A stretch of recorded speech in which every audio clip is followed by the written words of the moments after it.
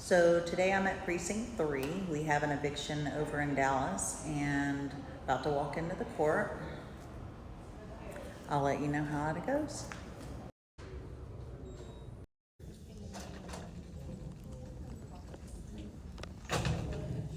Do next or timing.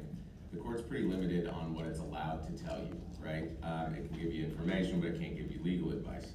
So to that end, there's a bunch of attorneys that have made themselves available for folks that are in this situation, and they don't cost a thing. They're super sharp, and they're from Dallas Eviction Advocacy Center and Legal Aid of North Floyd in this court. Today, I think they are deployed elsewhere. So what we do have is their phone numbers for folks if you want them. We've got them on these sheets of paper over by my bailiff. Also on those sheets of paper are about 25 different places that offer rent relief programs.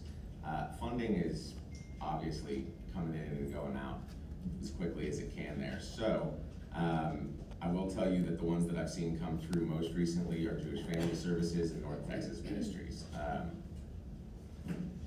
If you are on the landlord side of things, the Dallas Bar Association has a lawyer referral service. It's about $25 and gets you a half hour with an attorney who's an expert on the property side of things. You could also hit up the Apartment Association of Greater Dallas. They've been a really big resource for folks.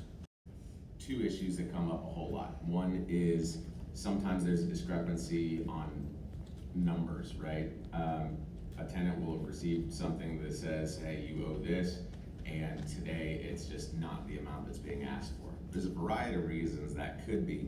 One of them that comes up a whole bunch is if today's case is a non-payment of rent eviction, the only amounts that a landlord is allowed to ask for is pure rent, right? So no fines, no fees, no utilities, stuff that is part of a normal ledger, to be sure. It's just not part of what they're legally allowed to ask for in court in the form of a judgment. Another issue that comes up a whole bunch is not paying rent because there's a repair issue or a maintenance issue at your place. A bunch of these cases made it up to the Texas Supreme Court, and they took a good look at it and said, listen, you may well have a point, but it's a separate point that's got to be made in a repair and remedy case or something similar. Evictions are super narrow. It is just who's got a superior right to possess the property, and is there any back rent associated with it? For the same reason, there's no counterclaims. No matter what happens though, what I want to do is make perfectly clear that this is a civil matter, right? This is not a criminal matter. Nobody has been accused of a crime.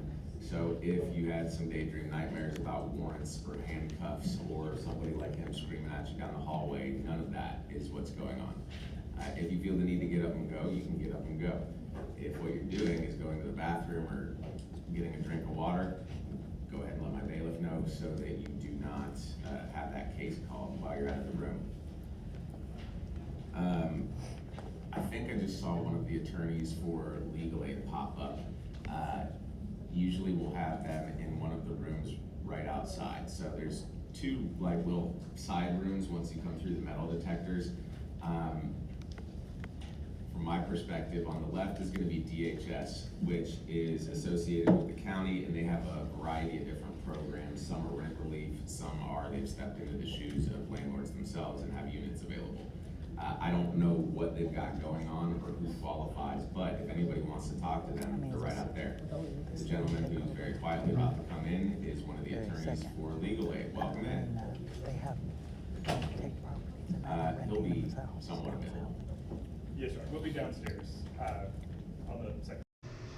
Okay, so leaving court, we did get the judgment in the amount of $7,100. Here's the judgment. And we wait 7 days. At the end of the 7 days, then we go back to the court and ask for what's called the writ of possession. The writ of possession is where they send it to the constable, and the constable will come out and put their belongings outside if they're still there. But we do try to call them and make sure that they can make a payment, or if there's any way we can get it dismissed, we absolutely do work with the tenants to get it taken care of so that they don't have to vacate. The goal is to actually get paid.